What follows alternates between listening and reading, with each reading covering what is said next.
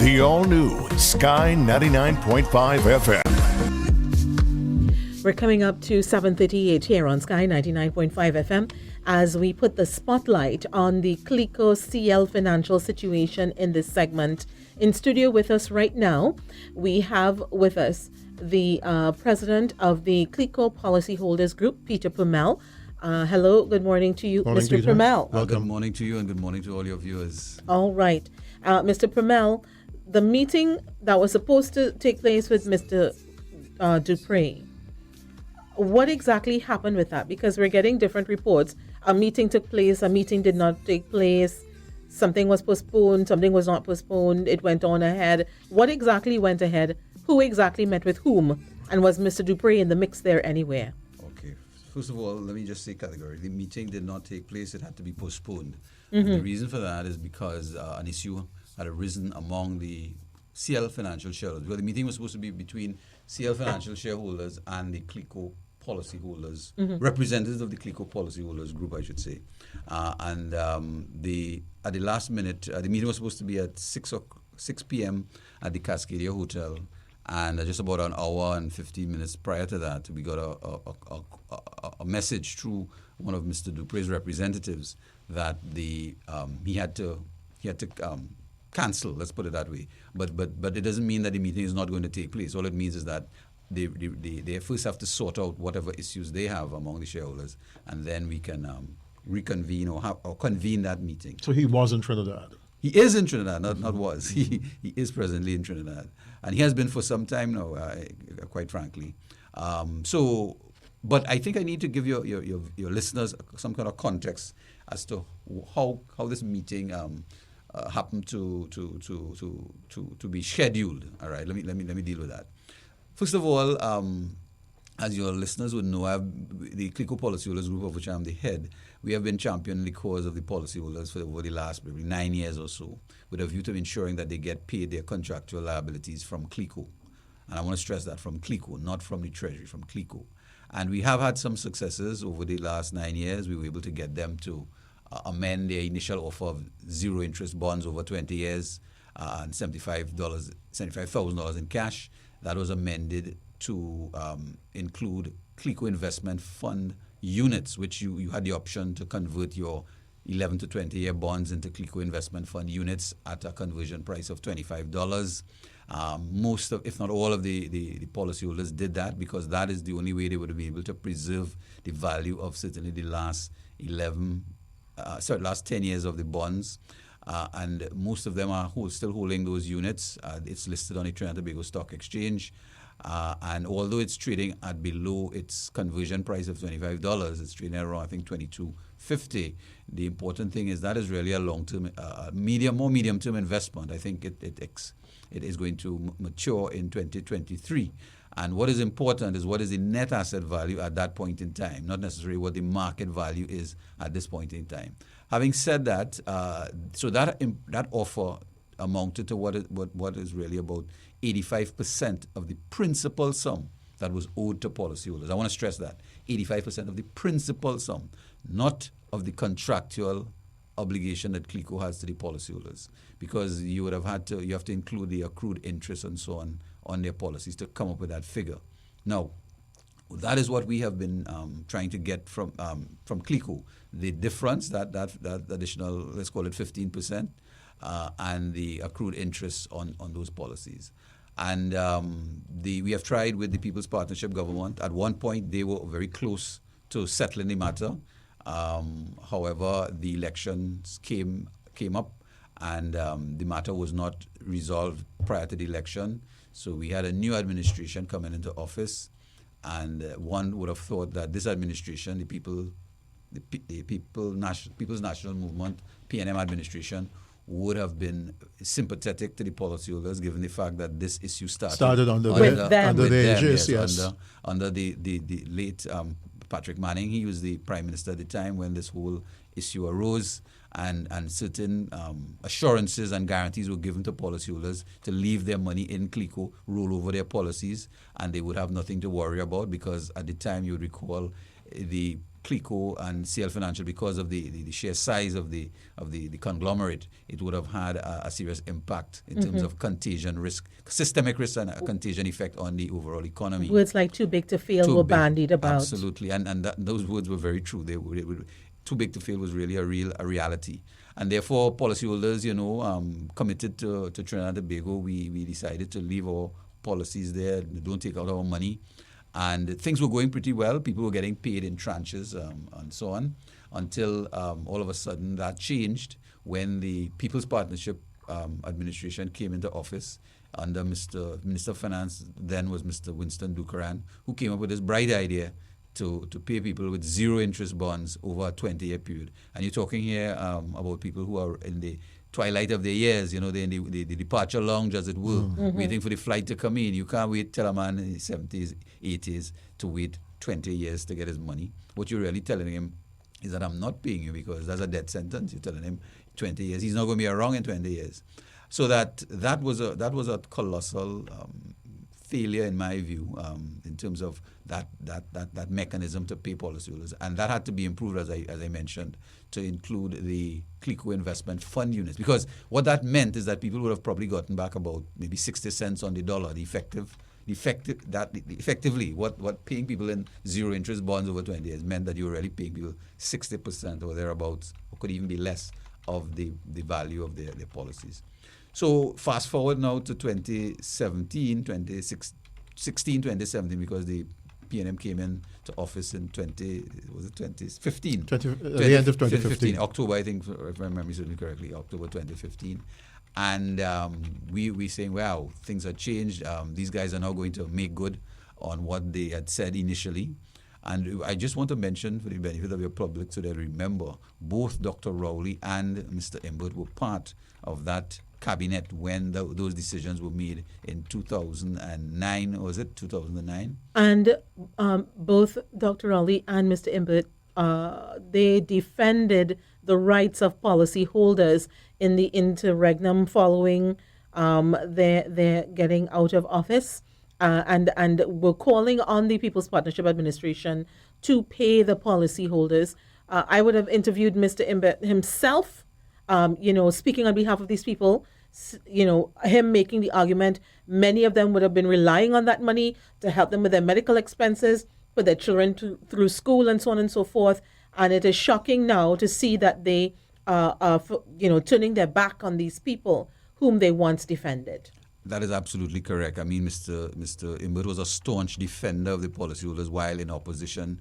I recall vividly his contributions in the Parliament, chastising the People's Partnership government for that, the plan that they came up with, and how it would have impacted on the policyholders. So that the records are there. I don't think there's anybody who can dispute that. As a matter of fact, there's a tape out where Dr. Rowley, at one of his meetings, I think was in the East, who was on the platform, really extolling the virtues and really defending the rights of the policyholders.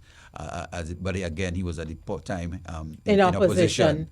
So now that the tables have turned and they are in government, we're hearing a totally different story. They're finding all kinds of spurious excuses not to pay the policyholders what are their just due, particularly in light of the fact that the fortunes of CLICO have now significantly turned around. Yes, indeed. And the question of money, the money is there. There's no doubt in my mind about whether the money is there or not.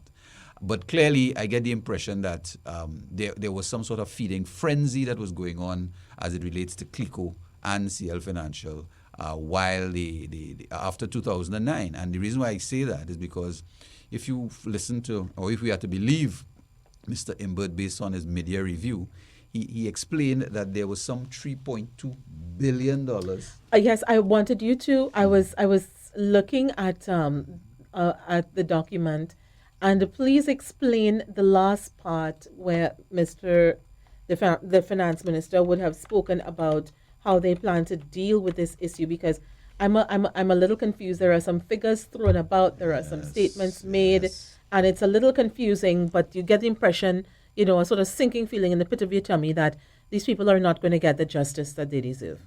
Well, Jessie, it's a little more than just confusing. It's disturbing as far as I'm concerned, because, and I'm looking now at the transcript of his mid-year review statement, and it's under the rubric CL Financial and CLICO, and here what he says. He says, Madam Speaker, as of this September 2016, the government and people of Trinidad and Tobago would have directly expended approximately $20.3 billion in relation to the CLICO, in relation to the bailout of CL Financial, while meeting the primary objectives of the bailout, which were: 1, providing full protection for the traditional policyholders of CLICO and British American, and 2, paying investors short-term investment products. Those are the EFPA people he's talking about, and depositors of CLICO, BAT, CLICO Investment Bank, and CMMB in line with legal priority. And this is the part that really, had me, blew me away. He says, in addition, by April 2017, the government would have incurred approximately a further $3.2 billion. I want to repeat that. A further $3.2 billion in funding costs, advisor fees, and other costs. Now, let's pause there for a minute. I was a little disgusted when I read that, because it sounds like everybody is eating a food off of people who are dying, have died, and are still waiting for justice in this situation. Absolutely. Your listeners must remember that this is policyholders' funds we're talking about here. This is not money that fell from the sky like manna. This is policyholders' funds we're talking about here. And just to wrap your brain around $3.2 billion, because I'm sure none of your listeners will ever see that kind of money in their lifetime or their children's lifetime. $3.2 billion. That is about half of the cost of the highway to Point 410. Wow. So you're paying advisors' fees totaling $3.2 So where are you finding the money to do that, and you can't pay the policyholders? Absolutely. It makes absolutely. But what is worse, Jessie, is that the minister should have immediately, in the next sentence, should have been, and we have ordered a forensic audit into this matter. But he just glibly, en passant, he says, well, $3.2 billion has been spent in legal fees and additional costs, and he moves on. Something has to be wrong here, and it's a pity that the media has not really zeroed in on this particular matter, because this matter is really going to occupy, I'm sure, the attention of everybody now that I am really putting the floodlight on it, because it makes absolutely no sense. As a matter of fact, on my way down here this morning, I'm trying at best to see how we could come close to $3.2 billion. And if you look at the Commission of Inquiry, which I think the numbers that they gave us was something like about just over $100 million, $million Commission of Inquiry. That would have been paid all those lawyers who got 1 point something for a pre-action protocol letter, and all of that went on with the Commission of Inquiry. But it still was just about over $100 million. Then you had the Bob Lindquist report, which was initially done. That's about another $100 million. And then you had there was another project, I can't remember the name of it, but there was a project, they call it Project Leopard, or some kind of funny name, for another audit to be done to assist the DPP with some possible prosecution and so on. Now, let's add in just throw in another $100 million there. That's $300 million. You're not even close to $1 billion yet. So how does advisors' fees move, let's say, from let's add in another $200 million just for good measure. Let's say $500 million, $500 million. How does $500 million rise to $3.2 billion, Jessie? Unless, of course, they were calculating that on an annual basis. I just don't know. And I think the person who has to answer those questions is the Honorable Minister of Finance, Mr. Colm Imbert. He has a duty and a responsibility, as far as I'm concerned, to give us a detailed breakdown as to how they arrived at this $3.2 billion in advisors' fees. And that's just for starters. I get the impression, Peter, that the government feels that they have to be repaid everything that they put into the initial agreement before, whether it's the people with the EFPAs, the shareholders and so on, these people get their just due. The government has to be repaid fully before anything like that happens. You see, the minister can't have it both ways, because on the one breath he's saying that, because remember he told us in his last media review that there's an agreement. Remember, he's saying there's an agreement that the government signed with CLICO to be paid only the amount of money that they put out. That doesn't include the interest that would have accrued on those policies from CLICO, which, when I heard it the first time, made no sense, because what you were really doing is leaving policyholders' money with CLICO, which you are already leaving policyholders' money with the shareholders of CLICO. Remember, CLICO is a private company. Yes. CLICO is not a state agency or a public company. It's a privately owned company by about 300 and something private shareholders. So why would the government sign an agreement with CLICO to only be paid what they put out and leave policyholders' money, the accrued interest on those policies, with CLICO? That's what I'm saying. So now, if we follow that trend, how it is now he's saying that we want to collect all the money that may have been spent on the CLICO CL financial matter, because he's telling us there's an agreement in place. But now he's coming to tell us, well, there's no agreement. We are looking at all the money. And he has not told us how he arrived at those figures. You cannot just pull figures out. I hope he hasn't pulled those figures out of thin air. He came up with 27.7. So there's a 0.7. So that sounds like an exact figure. It's not like he hasn't rounded it off. He's saying 27.7. So therefore, there must be an accounting of that $27.7 billion. Does the government have full control of all the assets? Because I know Val Park was sold and nobody knew who, what, why, yes, where. they do have full control. And let me tell you and Republic Bank shares. Let me tell you how they have that full control. In the case of CLICO, they have control via the central bank. Remember, the central bank intervened in 2009 via Section 44D of the Central Bank Act. So they have taken full control of CLICO. They have appointed directors on the board of CLICO. So all the directors on the board of CLICO, including the current executive chairman, have been who was a former member of staff of Central Bank, is in fact, all of them are appointed by Central Bank. So the Central Bank gives directions to those people who are on that board, and nothing can be done on CLICO unless the Central Bank signs off on it. So that's how they control CLICO. On the CL financial side, what they have done is they have created a shareholders agreement that was done in 2009 also, where the shareholders have agreed that the government will have 4 directors on the board, on a board of 7. So there are 7 directors in total, of which the government is free to appoint 4 of those directors. The other 3 directors would be representatives of the shareholders. So the shareholders would decide who those directors, the other 3 directors. So you have a majority. So the government has a majority position on the board of CL Financial. And if you have a majority position, then obviously you are calling the shots. In addition to that, the chairman, who in this particular instance is the controversial Dr. Rolf Balgobin. He is now the current chairman of CL Financial. The previous chairman was Mr. Jared Yetming. And these guys, they're wearing multiple hats. So he's chairman of CL Financial. He's also chairman of Angostura, the subsidiary company. He's chairman of all the it's home construction, all the other subsidiaries. So it's almost like, he's a czar. So who can decide what they're doing with the Republic Bank shares? Well, to the extent that the Republic Bank shares are owned by CL Financial, then the board of directors of CL Financial will determine what happens with those shares. So the point I'm making is there is control at management level in terms of CL Financial assets. And as you would recall, many of those assets have already been sold. Yes. They sold Burn Stewart, they sold LaSalle del Mercado, they sold a lot of those. Those are parts of Angostura. Thomas Hine, was that? Those were parts of Angostura. No, they were part of CL Financial Group, under the CL Financial Group. So that you have to understand that the government and central bank really have a control over this entire issue. And it was meant to be that way because you wanted to have a check on what is done. One of the terms, however, of the shareholders agreement is that assets are not supposed to be disposed of unless it is a unanimous decision at the level of the board.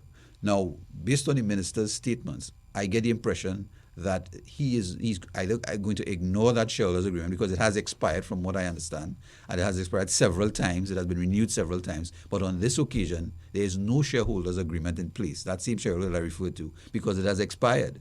But he's talking about disposal of assets. He's listed a number of assets that belong to CLICO, that belong to CL Financial, and he's talking about sale of assets. So it means that I get the impression that he's prepared to go ahead and dispose of the assets in spite of the expired shareholders agreement. And that could run you into all kinds of legal challenges, because from what I am hearing, there's serious legal challenges that are going to be mounted relative to what he has said in his media review and how he's handling this particular matter at this point in time.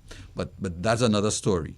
But as I said, to come back to where our role in this picture, we are seeing that our fortunes are now intertwined with those of the CL Financial shareholders, of which Mr. Duprey is a part of it. And as I've told people, because I have been very critical, I'm sure on your program and many other programs you have read and heard me say in the media, all sorts of things about Mr. Duprey in terms of how he was the engineer of the yes, whole he is debacle. responsible, and I have no regrets about what I have said.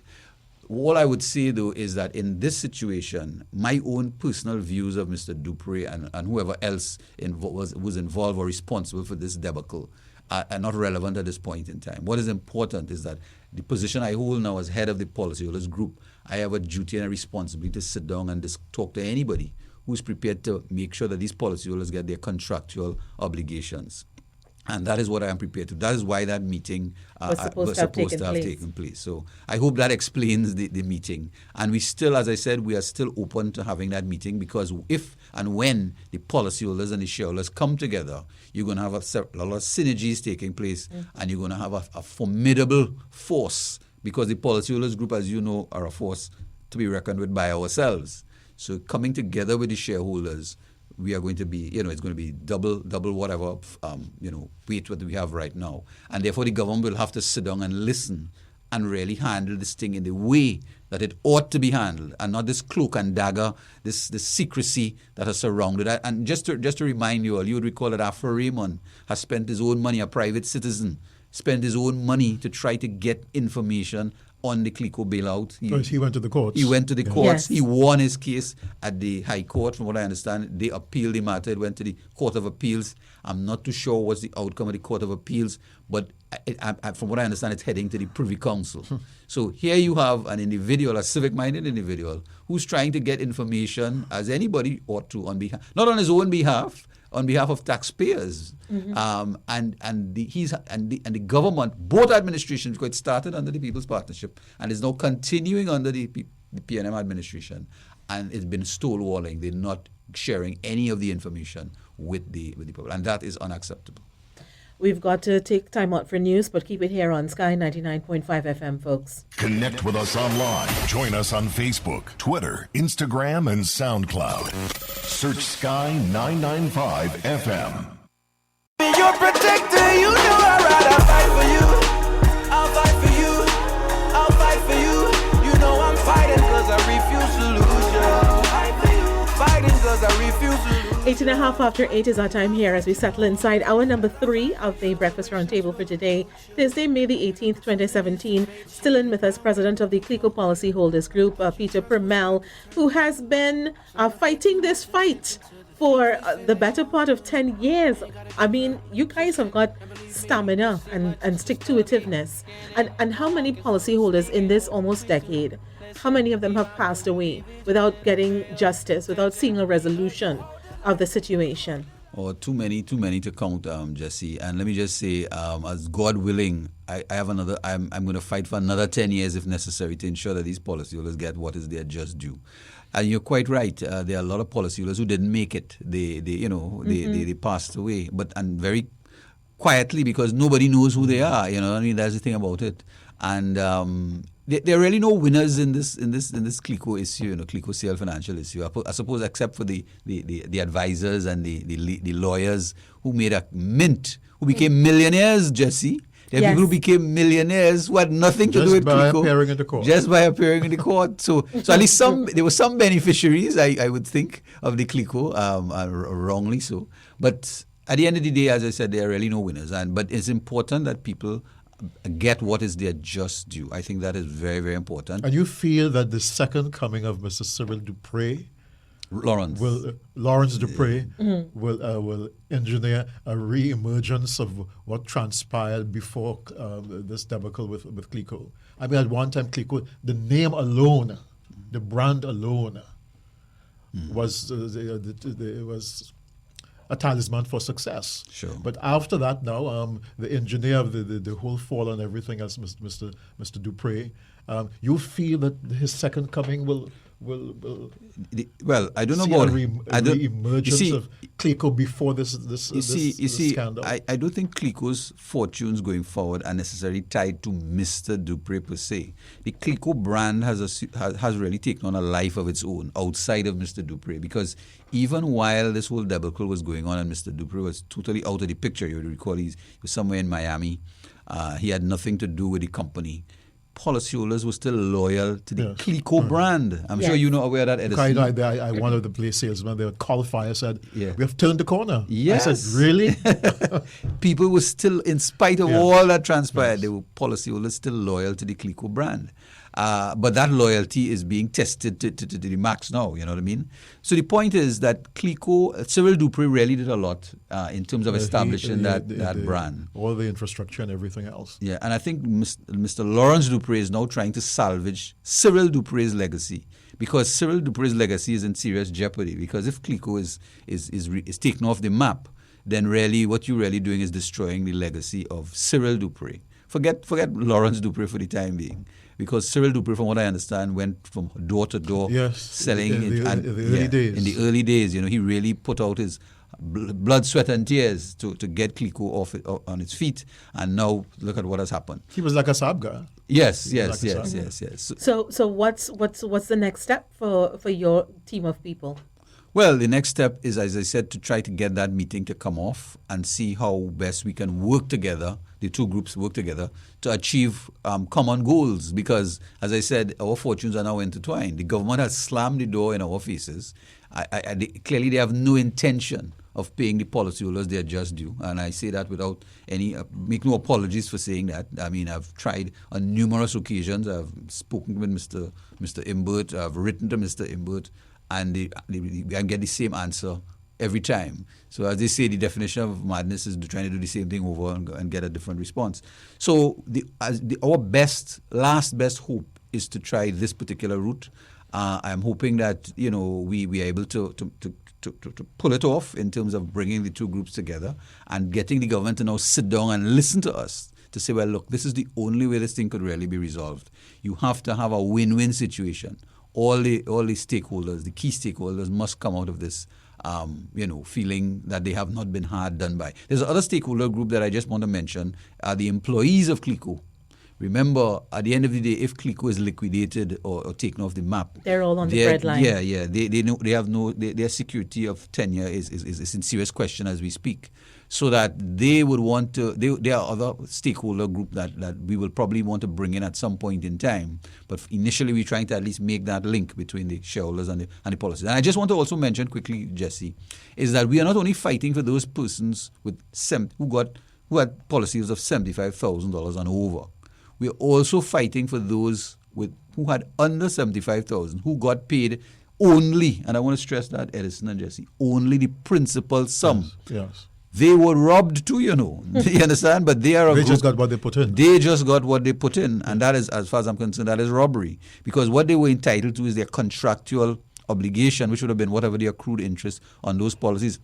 Now, those numbers are much smaller than the other numbers. They're not even the billions of dollars. I think those numbers won't even cross $1 billion in terms of what the policy was and plus the interest. So that the interest, we are saying that, and that number is about 10,000 plus, about 10,000 persons who would have been affected in that way. We are saying that if we are successful, we want to ensure that those persons also get whatever accrued interest. Because the records are there, even though you accepted the offer and you took your principal sum, the records are there to show how much money you were really supposed to get as opposed to what you got paid. How will the fortunes of CLICO Trinidad and Tobago affect other CLICO branches in the Caribbean, whether it's Grenada or Barbados or wherever? Well, CLICO Trinidad and Tobago is separate and apart from all those other branches, and that was a good thing because what would have happened is that the claims would have been humongous coming from all those Barbados, the Bahamas, and all the other places that CLICO operates. So they are totally independent of those areas. But as I said, our focus is really ensuring that the Trinidad and Tobago policyholders are paid what their contractual obligations are, and they include not only the persons with policies of $75,000 and over. We're also looking after the interests of those policyholders who had under $75,000, who really were hard done by only getting the principal sum that was due to them. Because now that CLICO has recovered significantly and CLICO is in a position to pay, no matter how long it takes. We're not saying that this money should be paid overnight. We're saying that we can put appropriate arrangements in place, but to ensure that these people eventually get paid what their contractual obligation that CLICO had to them was. But the shareholders had won their court case, hadn't they? Which The shareholders. Because you're mentioning policyholders, shareholders. Yeah, the shareholders have never taken the government to court. This would be a first. You follow? The policyholders who did not accept the offer took the government to court. That's under Mr. Ramesh Lawrence Maraj. Yes. And that went as far as the Privy Council. Unfortunately, they lost the case at the Privy Council. But fortunately for them, they got paid all their contractual obligations that CLICO had for them. And that is another thing that we consider to be discriminatory, because you can't pay some of the policyholders and not the others, because there's no difference or distinction between the two groups, because they didn't win their case. They lost their case. But we are happy that they got paid all their money, because they are entitled to be paid all their money. So we support them 150%. The situation with British American, that was what? That insurance company? Well, British American was another subsidiary of CL Financial. But their situation was worse than CLICO, because from what I understand, they were totally insolvent. Even now, as we speak, they are still insolvent. But nonetheless, I think the government is putting things in place. They got paid, or they also got the offer that the other policyholders got. So they are also, I suspect, will be, we hopefully will be taken care of as part of this whole effort. We're going to have to leave it there for now, but thank you for coming into studio today. We're definitely going to continue to track this story, and we'll be in touch with you again soon. Thank you, Mr. Permell. Thank you for having me. It's always a pleasure to be here with you.